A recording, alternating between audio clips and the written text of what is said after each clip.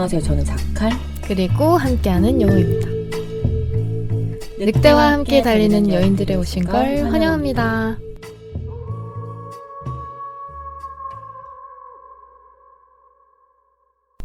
네, 저희 닉네임을 궁금해하시는 분들이 많을 것 같은데 먼저 소개를 한 번씩 드릴까요?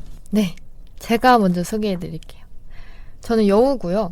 전 사실 여우의 오해에 대해서 좀 해명하고 싶어요. 여우가 한국에서는 되게 부정적인 단어로 사용되는데 사실 되게 상징적인 존재거든요. 숲의 지배자이자 특히 북유럽 신화에서는 변신술에 능하고 악령과 싸워 사람들을 지켜주는 수호자입니다. 그런 의미에서 저는 여우로서 여러분과 함께 다양한 상황에서 변화하고 삶의 도전에 맞서며 같이 성장해 나가고 싶어요. 그리고 아마 자칼을 들어보신 분들은 별로 없을 텐데 자칼님이 말씀해주세요. 네, 저도 자칼이라는 동물을 이번 기회에 처음 알게 됐는데요. 자칼 역시 객가동물이고요. 그리고 여러 문화에서 죽음과 재생, 그리고 경계를 넘나드는 존재로 알려져 있어요. 특히 이집트 신화에서 자칼은 영혼을 인도하고 그리고 진실을 탐구하는 존재로 여겨집니다. 네. 저 알아요. 저도 그 자칼님이 닉네임 정하기 전에 네네네. 자칼을 아예 몰랐는데 또 이게 인생은 알고리즘이라고 자칼을 알게 되니까 이집트에 대해서 제가 공부할 기회가 생겨서 네. 자칼을 알게 되는데 자칼이 사람이 죽게 되면 네. 자칼한테 일단 가요. 오. 자칼한테 가서 내 영혼의 무게가 깃털보다 무거우면 지옥으로 자칼이 보냅니다. 아니면은 부활. 약간 심판자 같은 느낌인 거네요. 네, 맞아요. 네, 저희가 다루게 될 작품들도 마찬가지일 텐데요. 때로는 어두운 진실을 마주하고 그리고 때로는 새로운 시각으로 삶을 재해석하게 됩니다. 마치 자칼이 사후세계의 경계를 넘어 영혼을 안내하듯 저도 여러분과 함께 작품 속 이야기를 탐험하면서 우리 삶에 깊이 있는 통찰을 불어넣고 싶어요. 자칼과 여우. 저희는 이렇게 서로 다른 방식으로 세상을 탐구하면서도 결국 같은 방향을 향해 가고 있습니다.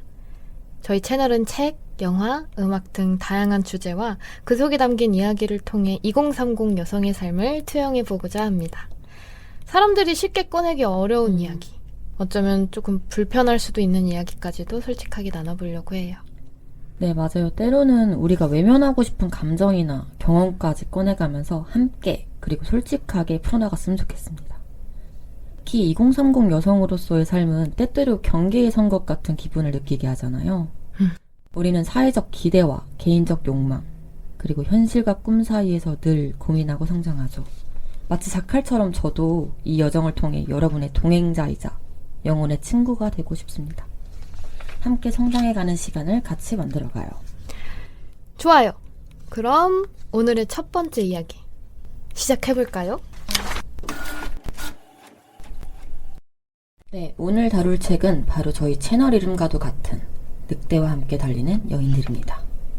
이 책은 여성의 내면에 잠들어 있는 야성적 본능을 깨우고 진정한 자아를 찾는 과정을 담고 있어요. 맞아요. 저자 클라리사 에스테스는 미국의 정신분석학자인데 시인이기도 합니다. 이 책에서는 다양한 신화와 민속 이야기 그리고 분석 심리학을 통해 여성의 심리를 깊이 탐구하죠. 특히 융심리학의 개념이 많이 나오는데요. 융심리학에서 아니마가 여성의 내면에 자리한 남성적 성질, 그리고 아니무스가 남성의 내면에 자리한 여성적 성질을 의미한다고 합니다. 아니마와 아니무스가 억압되고 균형을 잃어버리면 여성의 본능적 감각이 사라진다는 이야기가 많이 나오는데요. 맞아요. 융의 원형 심리학에서는 인류가 공유하는 집단 무의식이 있다고 하잖아요. 늑달류에서 말하는 야생의 여성도 바로 그 원형 중 하나예요. 그래서 이 책에서는 우리가 본능적으로 느끼는 감각을 되찾는 게 굉장히 중요합니다. 결국 우리 안에 늑대를 찾아가는 과정입니다. 진짜 재밌는 게 최초의 여성 이름이 에바인데 그 이름이 늑대에서 유래됐다는 설이 있어요. 여러 신화 속에서도 늑대는 보호자이자 안내자로 묘사되죠. 늑대가 자유롭고 직관적이면서 공동체를 중시하는 성격이 여성성과 굉장히 닮아 있어요. 네, 그래서 사실 뭐 남자는 늑대야, 여자는 여우야 이런 고리타분한 이야기는 맞지 않다. 맞지 않다. 맞지 않다. 네, 그렇게 여우와 늑대의 오해를 푸는 자리가 되었습니다.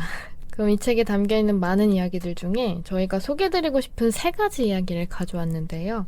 첫 번째 이야기는 여자를 밝히는 거인 푸른 수염 이야기입니다.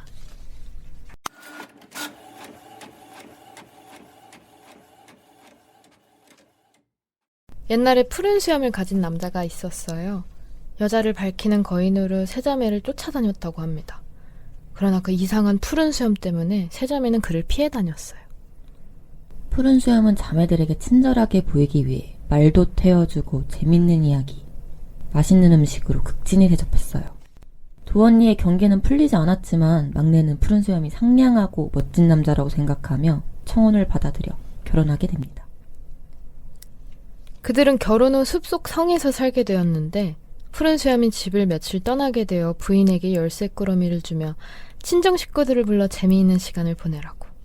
그러면서 수많은 열쇠 중에 덩굴 꾸러미가 있는 작은 열쇠는 절대로 쓰면 안 된다는 말을 한 채 떠나게 됩니다. 푸른 수염이 떠난 후 세자매가 모였어요.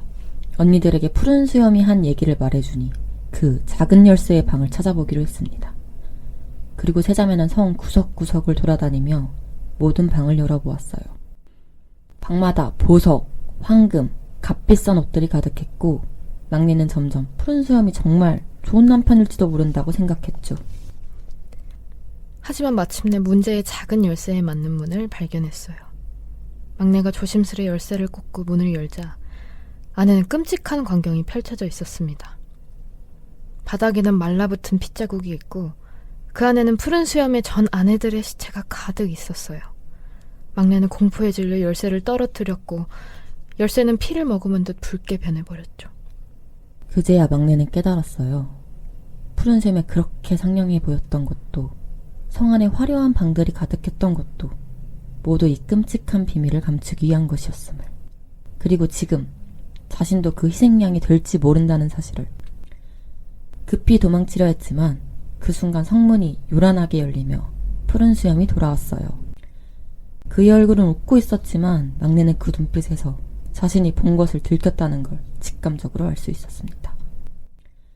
넌 내가 하지 말라는 걸 했구나. 푸른 수염의 목소리가 낮게 울렸어요. 푸른 수염은 이제 네 차례라며 막내를 죽이려고 했지만 막내가 시간을 버는 동안 오빠들에게 위험을 알리러 간 언니들이 같이 돌아왔고 가까스로 푸른 수염을 따돌린 뒤 가족이 도움을 받아 그를 물리칠 수 있었습니다. 네, 푸른 수염 이야기는 여기까지입니다. 간추려서 얘기해봤는데 어떠셨나요? 이 이야기가 단순한 공포담이 아니라 우리에게 주는 메시지들이 분명한데 특히 직감과 위험감지 능력에 대해서 우리 같이 이야기해볼게요. 먼저 책에서 설명해주는 이야기들을 부분 낭독하고 저희가 코멘트를 붙이는 식으로 이어나가겠습니다. 네.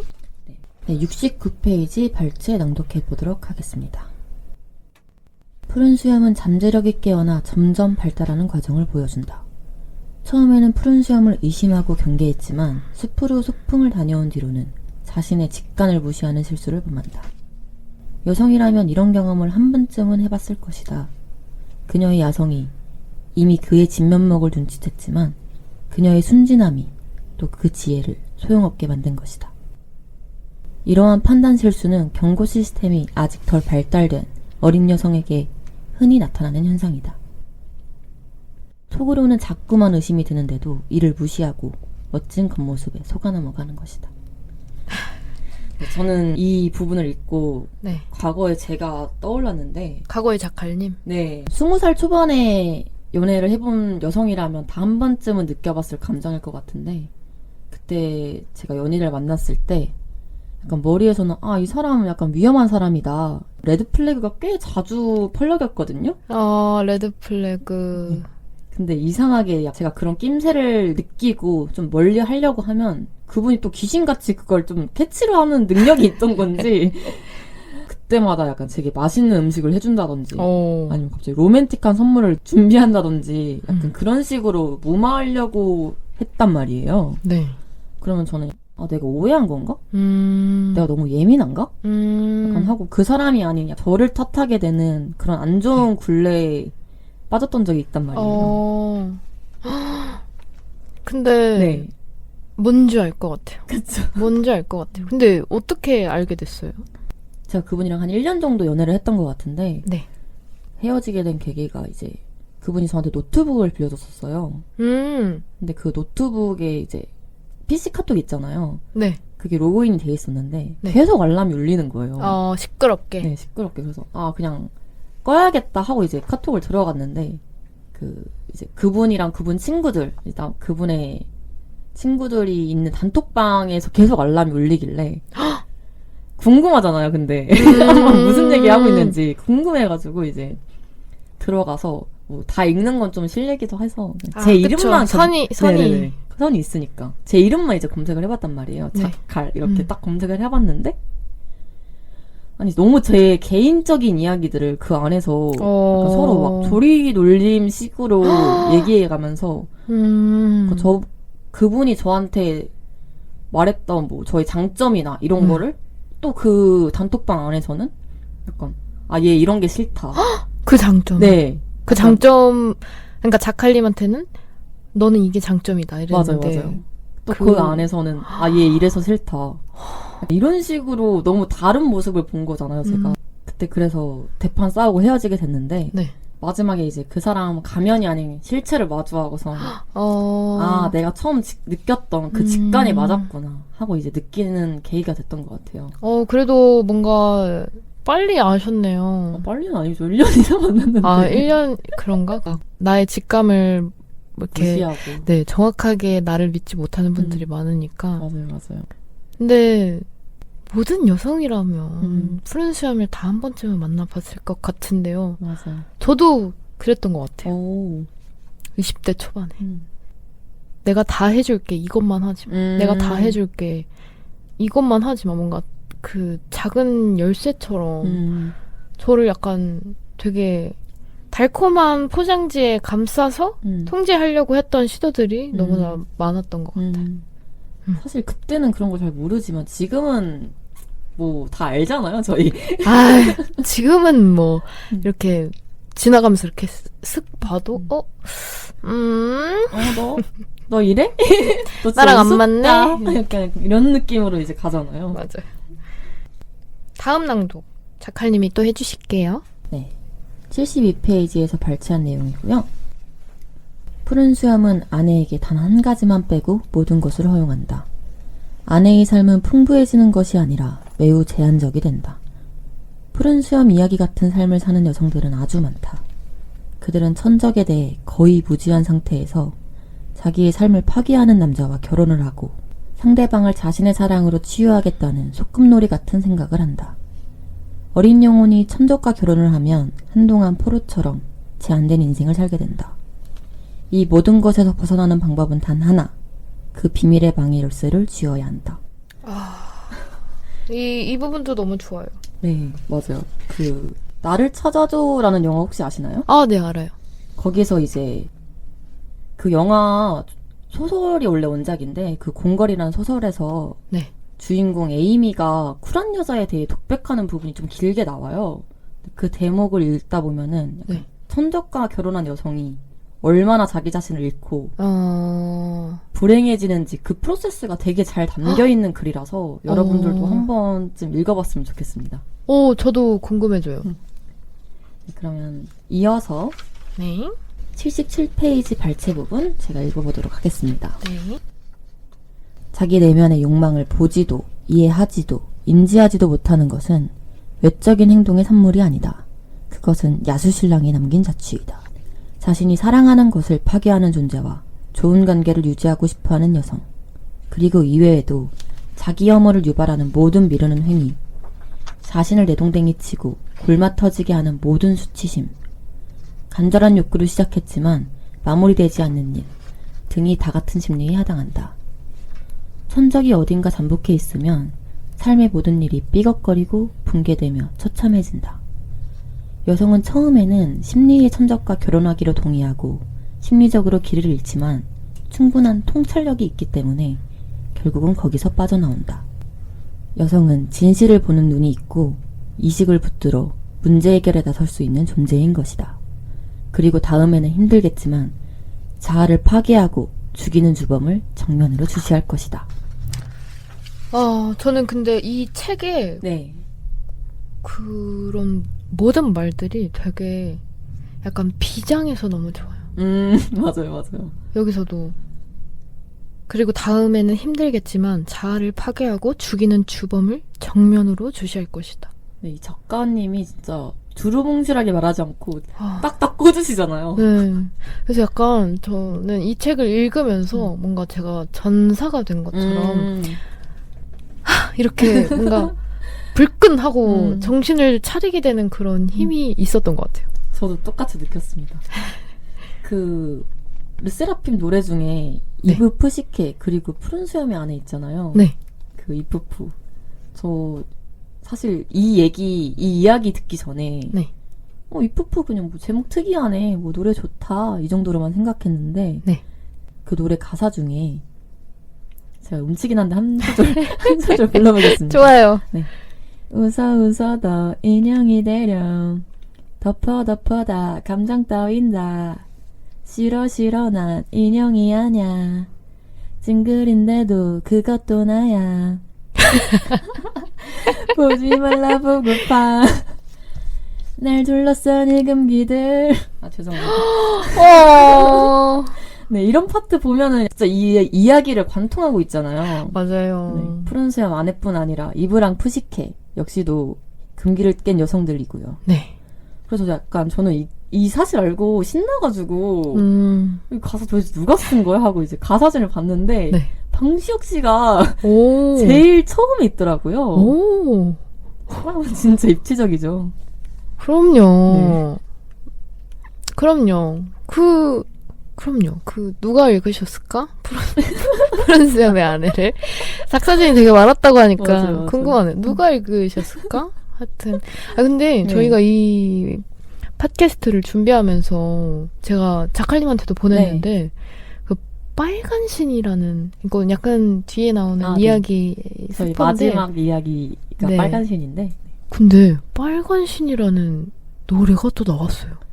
예진님 에어라는 곡이 또 그걸 모티브에서 또 지으신 것 같더라고요. 맞아요. 참 인생은 알고리즘이. 그리고 유명한 양기자 씨의 소설이죠. 나는 소망한다 내게 금지된 것을. 이 책을 차용한 가사도 있더라고요. I wish for what is forbidden. 아마 이 가사를 주제로 노래를 만드신 것 같던데. 참 예술 안에는 예술이 있고. 맞아요. 또 예술이 예술을 관통하잖아요. 맞아요. 참 신기합니다. 그러면 여러분도 본능적으로 느꼈던 경고 신호가 저희들처럼 있었지만 그걸 무시했던 경험이 있으신가요? 만약 그런 순간이 있었다면 댓글로 알려주세요. 네, 많이 달아주셨으면 감사하겠습니다. 네, 다음은 여우님이 발췌 낭독 해보겠습니다. 네. 저는 약간 긴 문단들은 조금씩 부분 발췌해서 읽어가지고 네네네. 74, 75 부분 발췌했습니다. 동화, 심리분석, 정신적 독립 등 심리치료의 가장 중요한 것은 올바른 질문을 제기하는 것이다. 그 문은 어디에 있고 그 뒤에는 무엇이 있는 걸까? 문에 보이는 사물 뒤에는 무엇이 숨어 있을까? 저 벽에 비친 그림자의 실체는 무엇일까? 라고 묻기 시작하는 건 순진한 심리가 성숙해지는 바로 그때부터다. 자신의 본성을 되찾고자 하는 여성은 진실을 감당할 수 있어야 하고 깨달은 모든 진실을 사고, 감정, 행동에 반영해야 한다. 다음 부분 바로 읽을게요. 네. 78, 79 부분 발췌입니다. 푸른 수염의 신부처럼 다급한 상황에서 가장 필요한 말은 이런 것이다. 대체 무슨 일을 감추고 있는가? 드러나지 않는 일은 무엇인가? 알고 싶진 않지만 내 깊은 곳에서 이미 알고 있는 진실은 무엇인가? 내 자아에서 이미 죽었거나 죽어가는 부분은 무엇인가? 흥미로운 사실은 어떤 방법으로도 그녀의 옛삶을 되돌릴 수 없으며 자신이 피를 흘리고 있음을 깨달은 그 순간이 곧 새로운 삶의 출발점이라는 사실이다. 네, 아까 제가 낭독 부분에서도 말씀드렸지만 이면을 그리고 진실을 궁금해하는 게 가장 중요한 것 같아요. 이 부분을 조금 설명해주는 구절이 있어서 여우님이 다시 읽어보도록 하겠습니다. 제가 가져왔거든요. 네. 그러면 92, 93 부분 발췌입니다. 본능의 힘이 손상된 여성은 천적의 접근을 알아차리거나 다가오는 소리를 듣기도 전에 공격을 받는다. 왜 이런 현상이 생기는 걸까? 여자는 상냥해야 한다던가 예의를 갖춰야 한다던가 남이 부당하게 취급해도 참아야 한다는 등의 내면의 목소리 때문이다. 순진한 여성과 본능을 손상당한 여성은 둘 다 같은 방법으로 치료할 수 있다. 자신의 직관에 귀를 기울이고 천적의 냄새나 소리에 유의한다. 또 호기심을 갖고 자주 질문을 제기하며 진실을 보고 듣고 그에 따라 행동해야 한다. 전 진짜 이 부분이 너무 공감이 돼서 가져왔어요. 호기심, 자주 질문. 근데 이거는 자칼님이랑 저랑 조금 비슷한 부분이 맞아요. 있는 것 같은데 저희는 궁금한 게 되게 많잖아요. 그래서 맞아요. 막 이렇게 뭘 하나를 보거나 무슨 사회 이슈나 뭐 같이 길을 걷다가도 한 가지 주제가 나오면 그걸로 이건 왜 그럴까? 이건 왜? 그러니까 왜라는 질문이 진짜 저희 삶에는 되게 중요하게 작용을 하는 것 같아요. 이게 없으면 그러니까 저희만 그런 걸까요? 그래서 우리만 답답한 거야?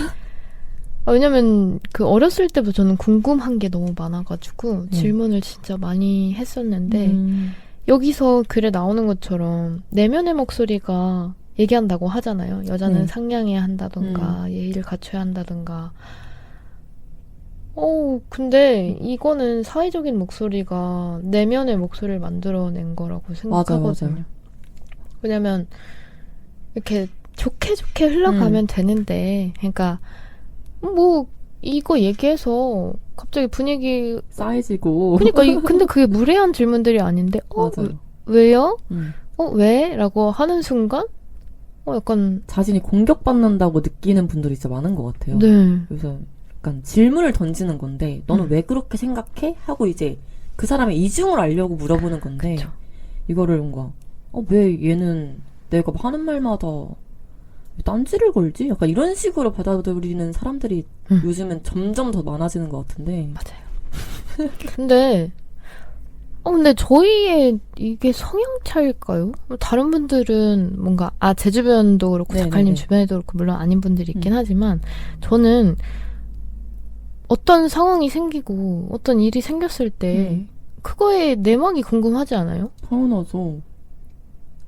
이거 또 웃긴 얘기 있긴 한데 말씀해주세요. 그 자칼님이 저희 집에 왔었잖아요. 네네네. 근데 저희가 편의점에서 와인이랑 이것저것을 산 적이 있어요. 근데 저는 저희 집 편의점이니까 그 편의점을 알고 있었는데 그 편의점이 물건을 손에 들 수 없을 정도로 너무 많이 사게 되면 종량제 봉투를 주십니다. 네. 근데 그걸 공짜로 준다는 거예요. 공짜로 주십니다. 근데 저도 처음에는 잘 안 믿었는데 근데 저는 몇 번을 이미 받았으니까 그냥 뭐 주셨나 보다 감사합니다 이렇게 하고 나왔는데 자칼님이 계속 물어보는 거예요. 계속. 야, 그거 공짜 맞아? 야, 영수증 확인해봐. 약간 이렇게. 그래서 자칼님한테 아니다. 자칼님 이거 공짜 맞아요. 이렇게 했는데 영수증 확인해봤어요? 지금까지 영수증 확인한 적 있어요? 그럴 리가 없다. 어떻게 그걸 공짜로 주냐. 그녀는 참. 왜 그걸 공짜로 주냐. 요즘 사회에 그게 말이 되냐. 막 이러면서. 네. 근데 의심이 좀 많아서. 의심을 하는 게 네. 당연하죠. 뭐 이런 일화가 있었습니다. 웃기다, 진짜. 그러면 근데 뭐 저는 그래도 한 가지 부탁하고 싶은 게 네. 많은 분들이 조금 궁금해하셨으면 좋겠어요. 저도요. 많은 분들이. 그냥 이건 이런 거네 넘기는 부분도 있어야겠지만 조금 더 깊이 이거 왜 그런 걸까? 그리고 기분이 나쁘다면 더더욱. 기분이 나쁘다면. 음. 뭔가 자칼님이랑 저랑 만약에 같이 있었는데 자칼님이 저한테 너무 잘해주는데 집에 갔을 때 기분이 나쁠 수도 있잖아요. 그쵸, 그럴 수 있죠. 그럴 때는 더더욱이 자신한테 왜 기분이 나쁠까? 왜? 자칼님이 친절해서? 근데 뭔가 이상하게 친절했을 거거든요. 그러니까 그런 직감이 드는 거잖아요, 사실. 그래서 뭔가 이런 본능이나 위험 감지를 자기가 진짜 스스로 인식하고 있어야 된다. 그게 제일 중요한 것 같아요. 자칼님은 하세요? 그런 뭔가 저는 항상 뭔가 쎄함. 네, 그 쎄함을 되게 자주 느껴서 이게 근데 좋은 건지 안 좋은 건지 모르겠는데 그래서 요즘 자주 손절이라고 하죠. 손절도 많이 하고. 손절. 이제는 굳이 안 맞는 사람이랑 굳이 안 맞는 사람을 내 곁에 두고 싶지 않다. 근데 그 레드 플래그를 봐서 안 맞는. 그쵸. 그게 뭐 한 번에 제가 뭐 이렇게 한다는 그런 말은 아, 아니고 그쵸, 그쵸. 이게 반복이 되면 그거는 위험 감지를 해야 된다. 이해했습니다. 저 진짜 말이 많은데 한 가지만 얘기해도 돼요? 네, 계속 하시죠. 제가 네. 미국에 혼자 갔었던 적이 있어요. 네, 알고 있어요. LA에. 네네네. LA 혼자 갔었는데 LA는 다들 아시다시피 음. 차 없이 다니기에는 되게 위험한 도시잖아요. 미국 위험하죠. 근데 저는 차 없이 가서 우버를 타고 다녔어요. 되게 부자처럼.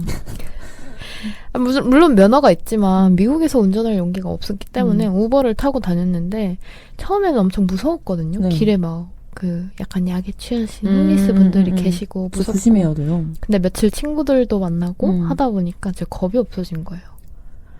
그래서 어느 날은 LA 날씨가 또 워낙 좋잖아요. 그쵸. 그래서 제가 북창동 순두부를 또 가서 맛집을. 순두부를 혼자 푸지게 먹고 나왔는데 배가 너무 부른 거예요. 너무. 와, 어떡하지? 라고 했는데 다음에 편집샵을 제가 구경하려고 네. 했는데 그 구글맵에 보니까 걸어서 30분? 30분? 밖에 안 걸려서 날씨 좋으면 걸을만 하죠. 그쵸. 그래서 제가 걸어가야겠다 하고 걷는데 LA였잖아요. 제가 이렇게 뭐 그런 게 아니었어요? 약간 다운타운 이런 데가 아니었어요? 다운타운이었죠. 그래서 제가 이렇게 날씨가 너무 좋으니까 이어폰을 끼고 막 이렇게 디바를 빙의를 하면서 걸어가고 또 있는데 레이디 가가 들으셨을 것 같은데. 어떤 되게 예쁜 강이 나왔어요. 네. 강은 아니고 약간 뭔가 조그만 다리 같은 느낌? 근데 갑자기 거기서 발이 딱 멈추면서 네. 뒤에 소름이 끼치는 거예요. 갑자기? 네. 그러더니 막 식은땀이 나는 거예요. 왜? 근데 내가 거기서 진짜 아무것도 없었는데 나 우버 타야겠다. 라는 그런 직감이 딱 든 거예요? 네, 진짜 나 우버 타야겠다. 음. 라는 생각이 들어서 바로 우버를 했는데 우버가 오는데 원래는 한 5분이면 네. 오거든요. 네. 근데 제 기억에 한 12분으로 찍혀 있었는데 기다린 건 한 20분이었어요. 또 늦게 왔네? 근데 거기서 한 발자국도 못 움직이겠는 거예요.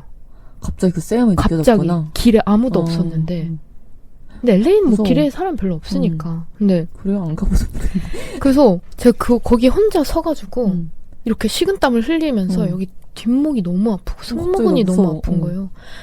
이렇게 있다가 우버가 와서 헐레벌떡 타가지고 길을 가고 있는데 차로 한 2분밖에 안 갔거든요. 네.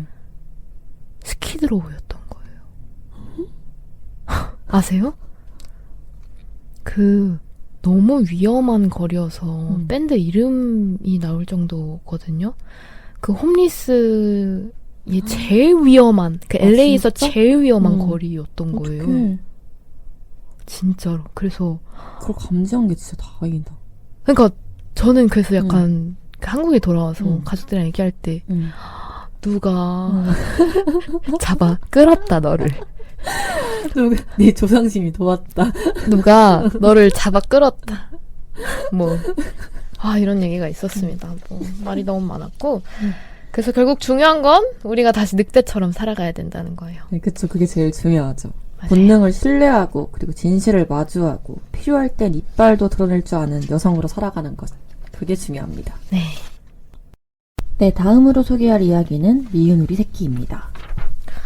이 이야기는 너무나 유명하죠.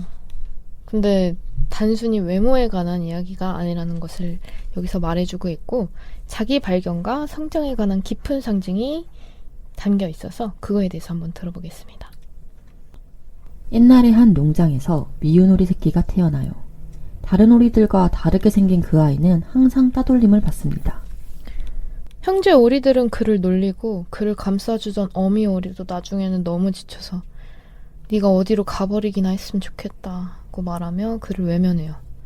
결국 미운 오리 새끼는 농장을 떠나기로 해요. 미운 오리 새끼를 지켜보던 기러기 2마리가 함께 가자고 물어 같이 떠났지만 위험한 지역을 지나다 기러기들이 전부 죽게 됩니다. 물가에서도 그 이후로 지내게 된 오두막에서도 그는 외로웠죠. 어디에서도 자신이 받아들여지지 않는다고 느꼈어요. 그러던 어느 날 숲을 헤매던 미운 오리 새끼는 자신과 닮은 새를 발견하게 돼요. 너무 아름답고 우아한 백조였죠. 하지만 미운 오리 새끼는 자신이 그들과 어울릴 수 없다고 스스로를 비참하게 생각했어요. 외롭고 추운 겨울이 지나고 봄이 되자 오리는 물에 비친 자신의 모습을 보고 깜짝 놀라죠. 자신이 사실은 오리가 아니라 백조였다는 걸 깨달은 거예요. 결국 그는 진짜 자신의 모습을 찾고 처음으로 자신의 동족을 만났습니다. 백조들은 그를 부드럽고 다정하게 어루만져주며 환영식을 해줬어요. 네, 여기까지 미운 오리 새끼 얘기였는데요. 저희가 또 앞에 순서랑 같도록 먼저 발췌 낭독하고 코멘트 달면서 이야기해보도록 할게요. 자칼님? 네, 202페이지 발췌 낭독해보도록 하겠습니다. 그동안 사회의 규율에 자신을 끼워 맞추려고 노력했지만 번번이 실패했다면 오히려 다행일 수도 있다. 어울리지 않는 곳에 간신히 매달려 얽매이느니 차라리 이리저리 헤매며 자신에게 어울리는 이들을 찾는 편이 낫다. 자신에게 필요한 것을 찾아다니는 것은 절대로 잘못이 아니다.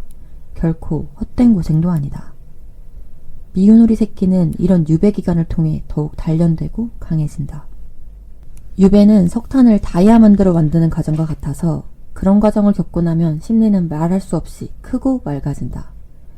유배 기간을 거친 사람은 나약함이 사라지고 예리한 판단과 날카로운 직관력이 생기며 평범한 사람은 결코 얻을 수 없는 뛰어난 관찰력과 새로운 시각을 얻는다. 유배기간. 네, 중요합니다. 유배기간.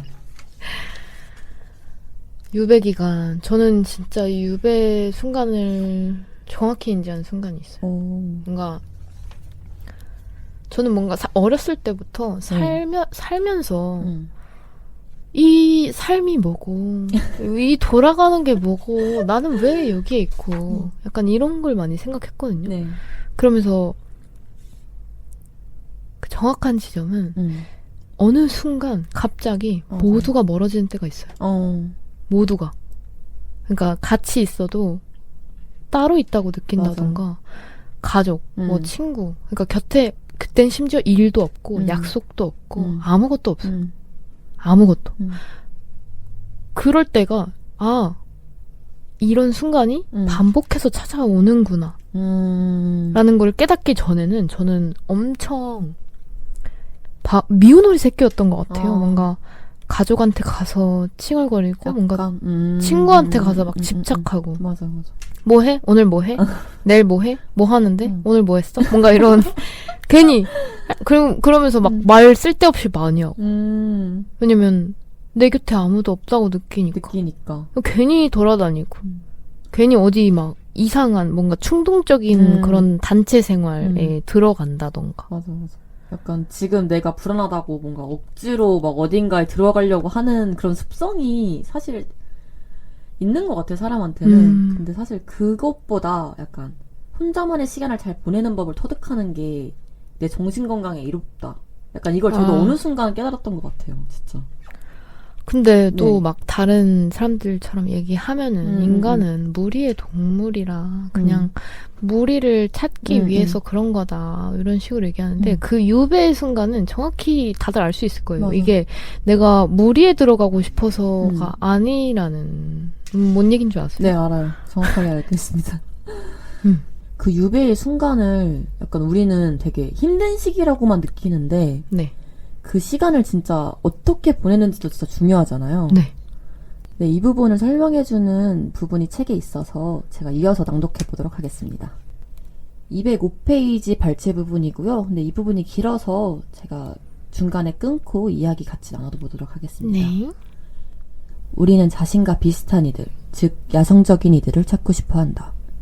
여성들이라면 누구나가 이해하는 바로 이 감정은 희망을 버리지 않고 꿋꿋하게 나아가는 힘이 되기도 한다. 야성적인 심리는 우리에게 이런 약속을 한다. 한때 우리가 살았던 아름다운 야성의 세계가 지금은 희미하게 남아있다 할지라도 혹은 자신은 그곳에 갈 자격이 없다 느낄지라도 그곳에 대한 기억이 평생 우리를 이끌어주는 등대가 되리라는 사실이다.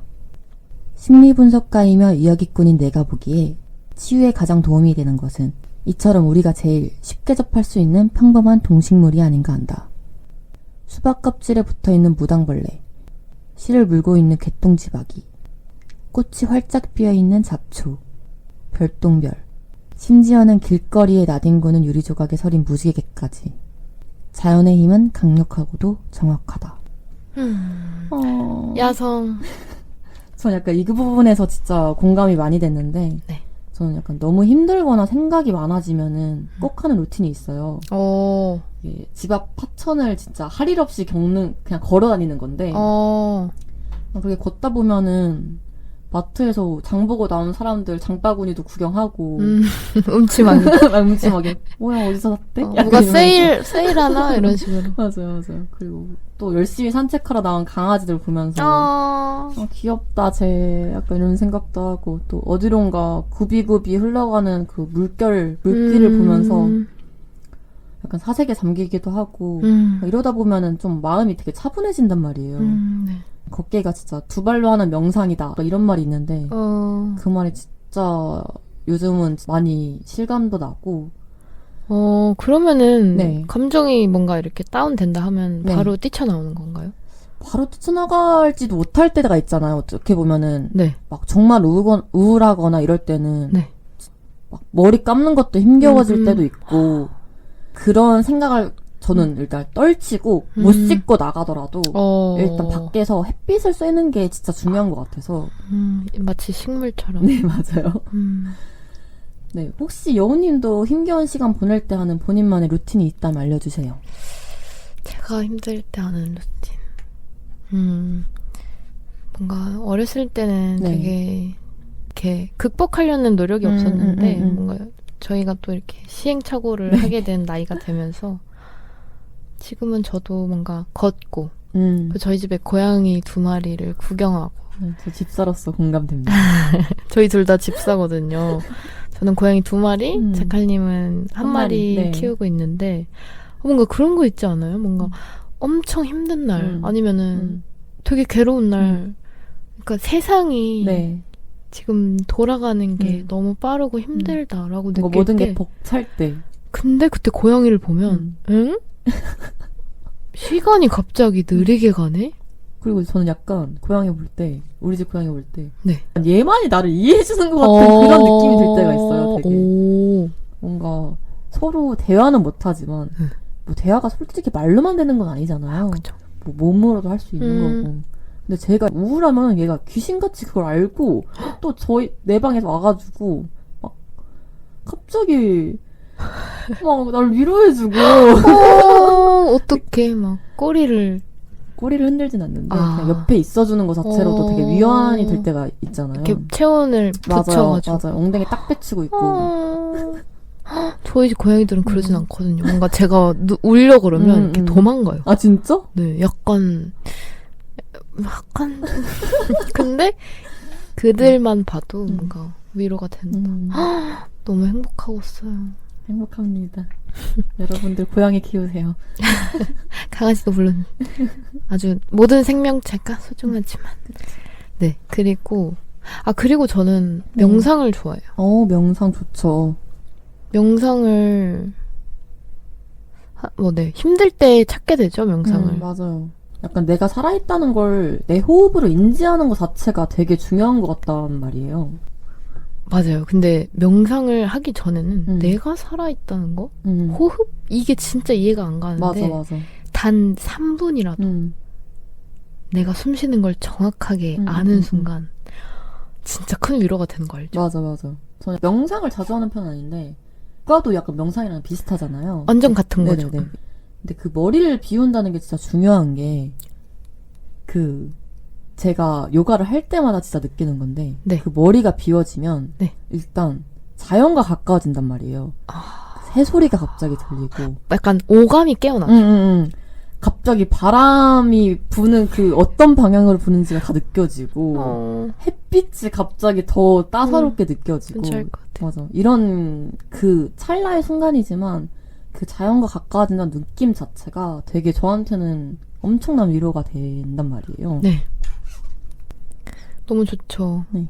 그래서 저는 명상에 대해서 어떻게 해야 할까 찾아봤을 때 유튜브에 김주환 교수님이라고 있거든요. 네. 뭐 많은 분들이 아실 거라고 생각하는데 왜냐면 구독자가 굉장히 많이 늘으셨어요. 네. 그래서 지금 대형 인플루언서라고 해도 무방이신 교수님이 계시는데 찾아봐야겠다. 그분이 정말 되게 돈 주고 들어야 되는 명상 강의들을 진짜? 엄청 많이 너무나 세세하게 카테고리별로 올려주셔가지고 되게 조금의 시간이라도 내가지고 1분이라도 한번 시도를 해보시는 걸 추천드립니다. 네, 그럼 이제 다시 책으로 돌아가서 여운님이 낭독해 보도록 하겠습니다. 네. 그 205페이지 나머지 부분이 있고요. 네. 끈기란 묘한 힘을 갖고 있어서 어떤 일을 계속하다 보면 엄청난 에너지가 생긴다. 5분 정도 잔잔한 물을 바라보고만 있어도 한 달은 버틸 힘을 얻을 수도 있다. 야성의 특징은 절대 포기하지 않고 계속 노력한다는 데 있다. 인 우리가 타고난 천성이다. 우리가 잃은 것, 우리를 유배시킨 것이 무엇이든 간에 내면의 야성은 결코 포기하는 법이 없다. 미운 오리 새끼는 몇 번이나 죽을 고비를 넘긴다. 그러나 중요한 것은 그 다음이다. 이윽고 봄이 되었고 새 삶이 시작된 것이다. 자신의 창의력과 독립을 지키기 위해 끈기 있게 버티면서 자신에게 충실한 생활을 해나가야 한다. 야성은 이렇게 약속한다. 겨울이 가면 반드시 봄이 온다고. 진짜 눈물. 저 진짜 거짓말 안 치고 약간 이 대목 읽을 때 진짜 눈물이 나더라고요. 되게 진짜 이런 경험이 네. 사람 살다 보면 다 있을 텐데 네. 그거를 위로해주는 느낌이 많이 들어가지고 그리고 네. 정말 멋있는 늑대분이 지금 이렇게 확신을 해주는 거잖아요. 맞아. 얘들아 분명히 얘기할게. 겨울이 가면 봄이 와. 뭐 되게 웃긴 얘기일 수도 있는데 진짜 우울할 때는 사람들이 봄이 오면 되게 좋아하잖아요. 네. 근데 저는 겨울도 하나의 계절인데 뭔가 겨울이 끝나는 것 자체가 무서운 거예요. 뭔가 너무 밝아지는 것 자체가 무섭고 그때 당시에는 밤이 짧아지니까 그런 의미로도 그런 의미도 있었을 것 같은데 네. 뭔가 그것보다는 그 어둠 뭔가 되게 음한 것들을 사람들이 되게 멀리하려고 하는 것 자체가 그거 자체가 되게 슬프더라고요. 뭔가 내가 지금 음한 사람이라서 사람들이 나를 뭔가 끊어내는 것 같이 느껴졌던 때도 있었는데 사실 그렇지 않잖아요. 이게 순환하는 거잖아요. 계절은. 순환이죠. 그걸 만약에 우울하신 분들이 계시다면 네. 명심해 주셨으면 좋겠어요. 계절은 순환하는 것이다. 맞아요. 계절은 순환합니다. 모든 것도 맞아요. 모든 것이 순환하는 거죠. 생명도 저희. 그렇죠. 그렇게 되면 너무 슬픈데 그래서 더 특별한 맞아요. 것 같아요. 여러분들도 미운 오리 새끼처럼 유배의 시간을 통해 성장한 경험이 있다면 댓글로 많이 많이 알려주세요. 많이 많이 알려주세요. 네, 지금까지 미운 오리 새끼 이야기였고요. 마지막으로 소개할 이야기는 바로 빨간 시인 이야기입니다. 옛날에 한 신발이 없는 어린 고아 소녀가 있었어요. 소녀는 오랫동안 헝겊 조각을 모아 빨간 신을 한 켤레 만들었는데 그리 예쁘진 않았지만 소녀에게는 단 하나뿐인 소중한 신발이었어요. 그러던 어느 날 벼랑간 금빛 마차에서 할머니 한 분이 나오더니 소녀를 자기 집에 데려가서 친딸처럼 돌봐주겠다고 했어요. 할머니는 소녀에게 깨끗한 옷과 반짝이는 까만 구두를 주었어요.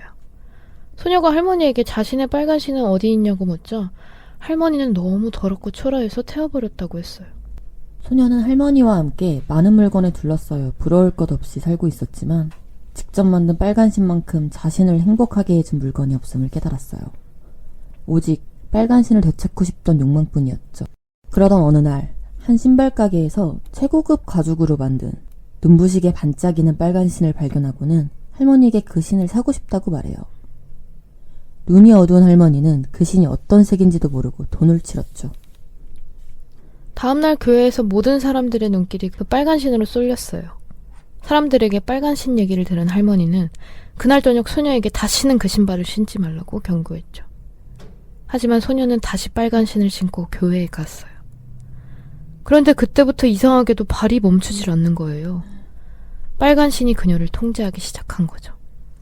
할머니가 한참이나 애를 쓴 끝에 소녀는 신발을 벗게 되었지만 소녀는 몰래 또 빨간 신을 신고 맙니다. 그때부터 그녀는 춤을 멈추고 싶었지만 멈출 수 없었어요. 결국 그녀는 마을을 벗어나 숲으로 들어가게 되고 높은 산, 계곡을 지나고 낮이나 밤이나 멈추지 않는 발 때문에 온몸이 망가졌어요. 결국 소녀는 마을 숲속에 사는 망나니 집까지 들어갔어요. 신발의 끈을 잘라달라고 부탁했지만 신발끈으로는 멈출 수 없는 춤에 지쳐 자기 인생은 살 가치가 없다며 망나니에게 자신의 발을 자르게 부탁하게 돼요. 망나니는 도끼를 들어 소녀의 발을 자르고 비로소 빨간 신의 저주에서 벗어나게 되죠. 무서워. 너무 무서운 얘기죠. 네. 내가 신은 빨간 신 때문에 내 발을 자르다니. 내 다리를 잘라야 된다는 게. 그리고 저희가 아까 얘기했듯이 네. 그 예진님이 맞아요. 이 빨간 신으로 신을 주제로 네. 노래를 내셨더라고요. 그래서 예진님이 약간 포인트 안무 보니까 뭔가 맞아. 내 의지가 아닌데 막 끌려가는 듯한 그 안무 있잖아요. 네. 근데 되게 잘하시더라고. 좀 무서웠어. 이 빨간 신 얘기를 아니까 좀 무섭더라고. 맞아. 참 대단하십니다, 다들. 그러면은 저희 이번에도 발췌 낭독한 다음에 코멘트 달아보도록 할게요. 자칼님. 네, 238페이지 발췌 읽어보도록 하겠습니다. 이 부분도 길어서 제가 중간에 끊으면서 이야기 같이 나눠보도록 하겠습니다. 네. 원형심리학에서 마차는 문자 그대로 뭔가를 한 곳에서 다른 곳으로 옮기는 도구로서 심리의 한 영역에서 다른 영역으로, 이 생각에서 저 생각으로, 또 이 일에서 저 일로 옮아감을 상징한다.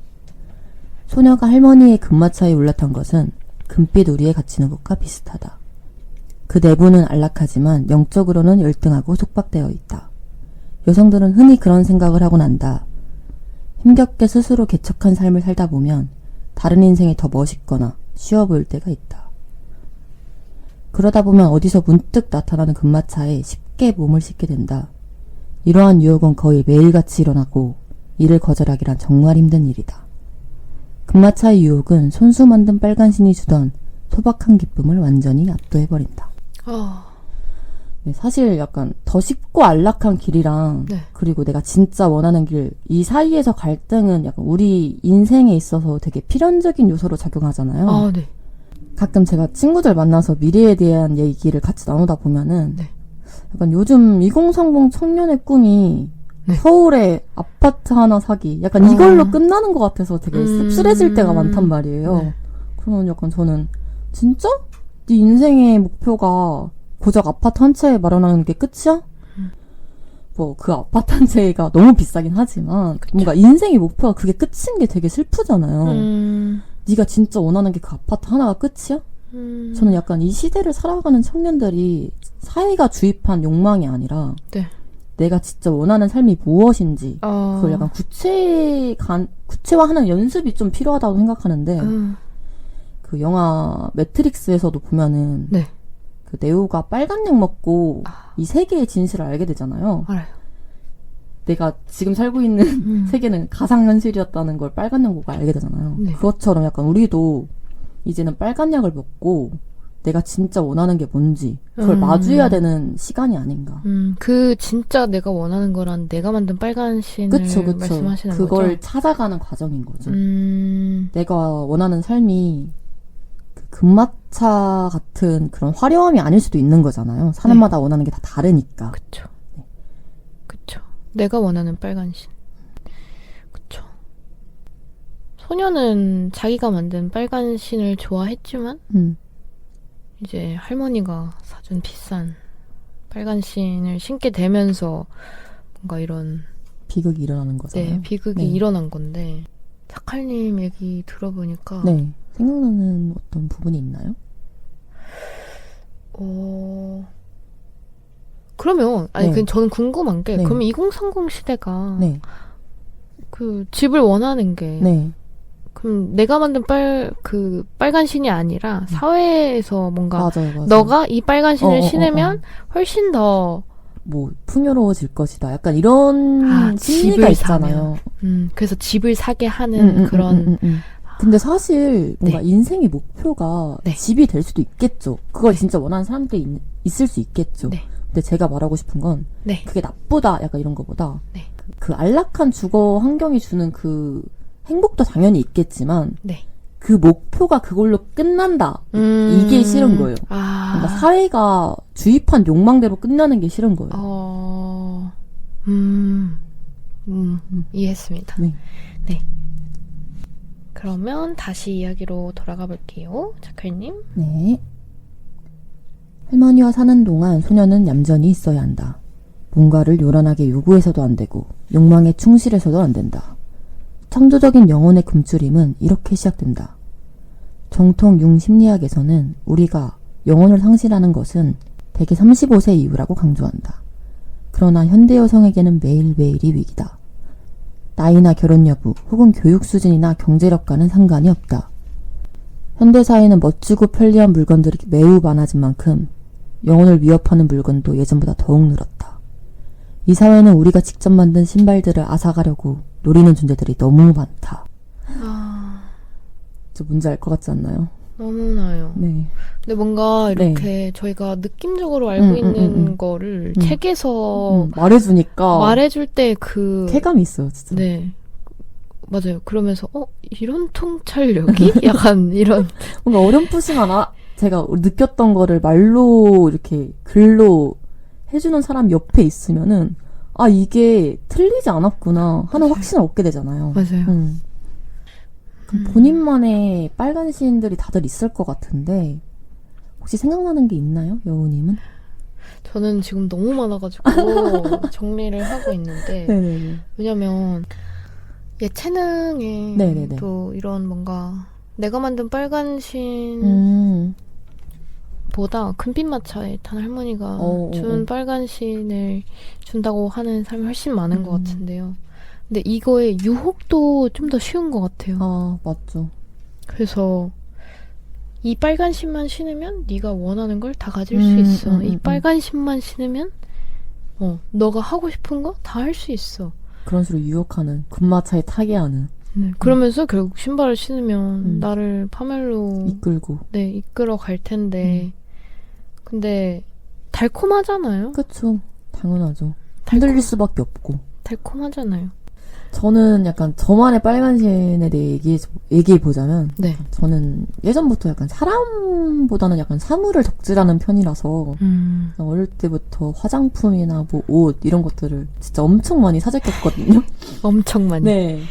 근데 제가 그때 무슨 돈이 있어서 그걸 샀는지도 모를 정도로 되게 뭔가 되게 집착하는 수준으로 되게 많이 모았어요. 되게 막 쓰지도 않는 것들을 막 사는 그런 느낌?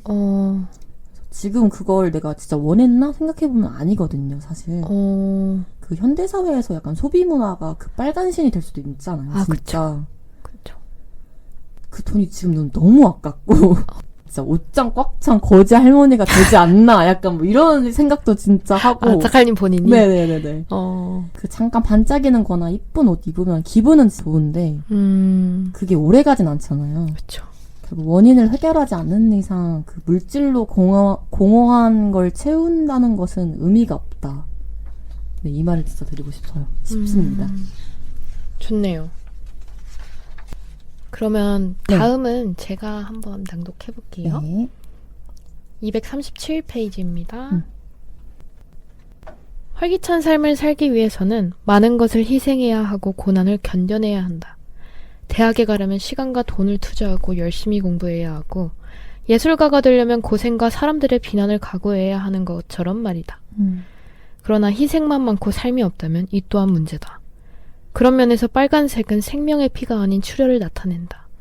할머니가 소녀의 빨간 신을 태워버리자 생기 넘치고 사랑스러운 빨강은 사라지고 소녀의 가슴 속에는 또 다른 빨강에 대한 그리움과 집착이 싹 튼다.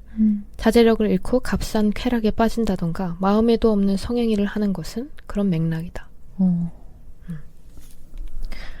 아까 말했듯이 뭔가 물질로 공허함을 채우고 보상심리로 소비하고 자신이 원하는 것을 얻기 위해서 어떠한 대가도 지불하지 않고 빨간 신만을 탐욕하고 이런 것들 지금 너무 너무 현대인들- 만연하죠. 네. 네. 그리고 값싼 쾌락과 성행이라는 게 정말 많은 얘기인데 저는 진짜 신기한 게 이 책이 네.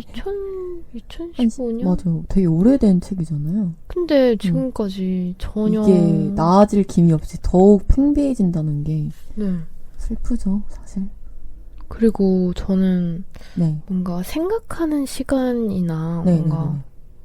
그런 우리가 아까 왜라고 했을 때 돌아보고 막 음. 이런 게 너무 싫어졌다기보다 뭔가 생각하고 싶지 않아서 SNS, 릴스, 네네네. 쇼츠 붙잡고 이런 행위도 저는 음. 되게 약간 똑같은 맥락이라고 맞아요, 보거든요. 맞아요. 저도 약간 그렇게 생각합니다.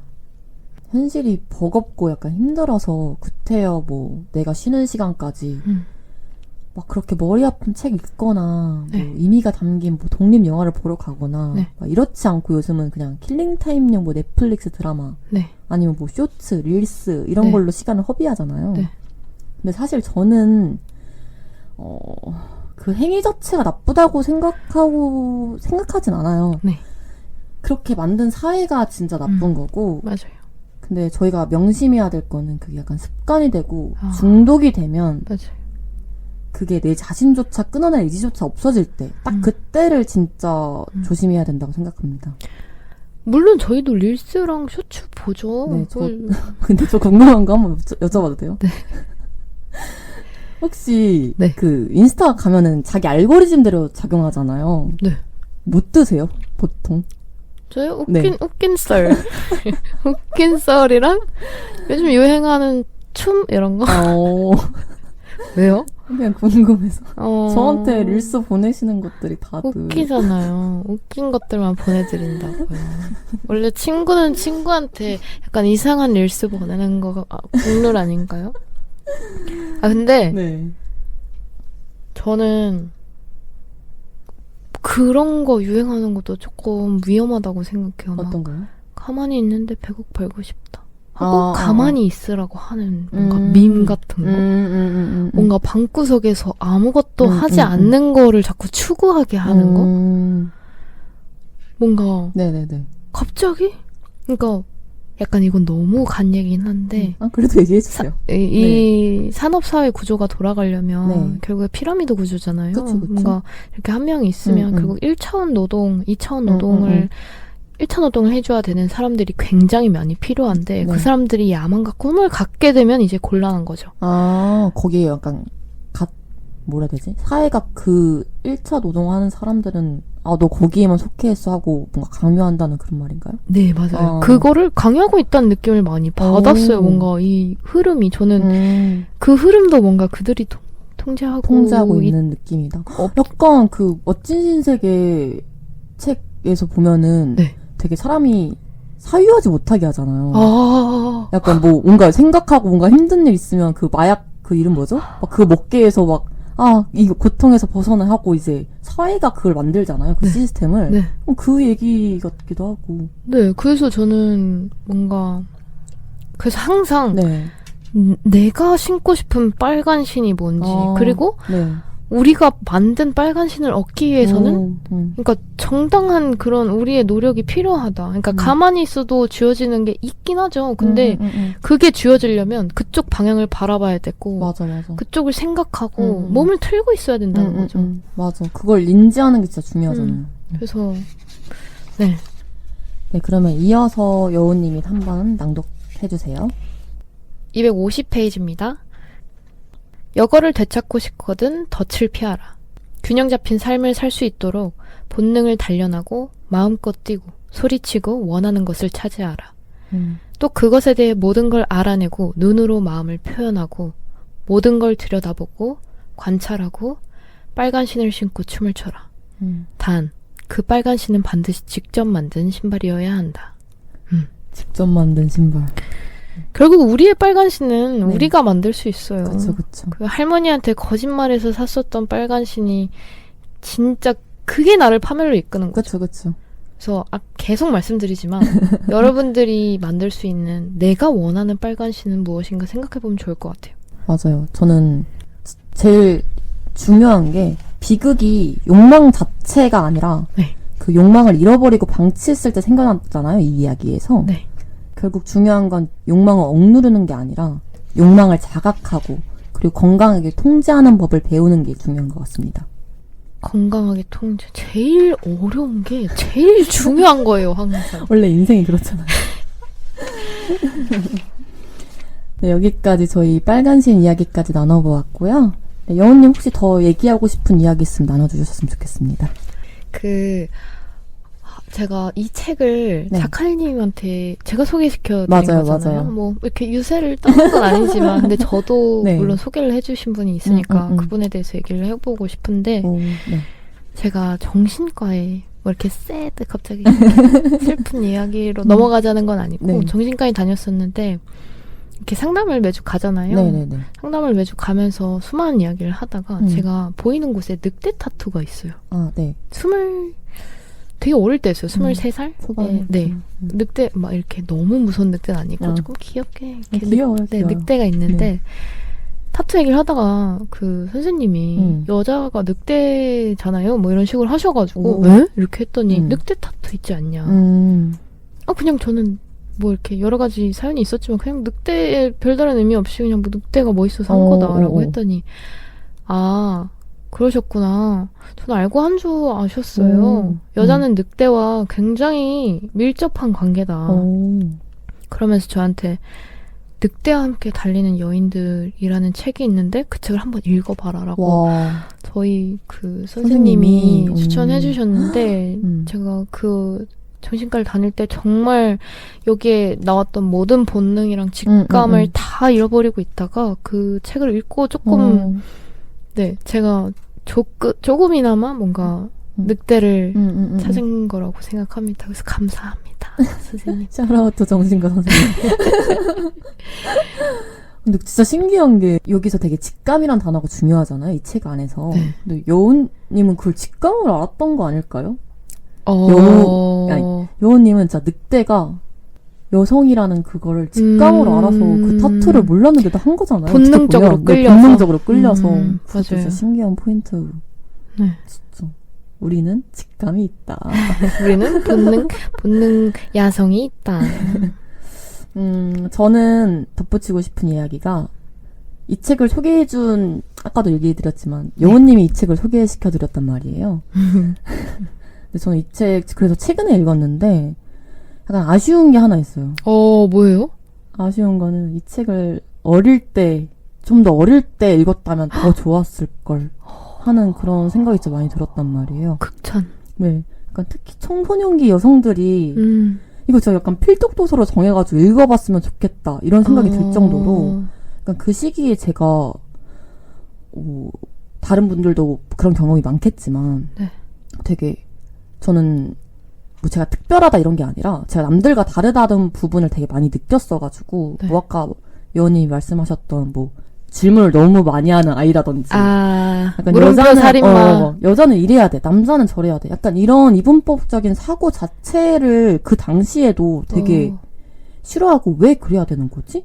약간 이런 의미를 되게 많이 가졌었단 말이에요. 근데 그때 이 책을 읽었다면 되게 그 숱한 밤들을 좀 더 안락하게 보내지 않았을까. 그쵸. 왜냐면 그때는 뭔가 여자는 질문도 하지 말고 욕심도 내지 말고 약간 이런 게 훨씬 더 강했던 사회인데 이 책에서는 자칼님이 맞았다고. 자칼님의 야성과 맞아요. 뭔가 되게 이런 게 진짜 엄청난 힘이 돼주는 거잖아요. 그래서 뭐 지금은 성인이 된 후지만 그래도 지금에서나마 이 책을 소개시켜준 여운님께 샤라우트 여우를 하고 싶고 저는 감사합니다. 네. 우리 이제 읽은 거면 감사하죠. 저희 앞으로 이제 한 기술이 발전한 100년도 더. 그쵸. 사실 우리 애긴데 무섭다. 오늘은 저희 채널을 소개하면서 늑대와 함께 달리는 여인들 책을 소개하는 시간을 가졌는데요. 어떠셨을까요? 네, 우리의 야생성을 깨우는 시간이었길 바라면서 여러분들도 본능적인 감각을 또 직감을 느꼈던 순간을 댓글로 많이 알려주세요. 많이 알려주세요. 제발요. 네, 또 저희와 함께 나누고 싶은 이야기가 있다면 장르나 종류 다 가리지 않고 편하게 말씀해 주시면 감사하겠습니다. 네, 그럼 저희 늑달려의 첫 순간을 함께 달려준 여러분 정말 많이 감사합니다. 감사합니다. 저희 늑달려는 2주 뒤에 우리가 자각하지 못했던 여러 종류의 사랑을 주제로 다시 찾아올게요.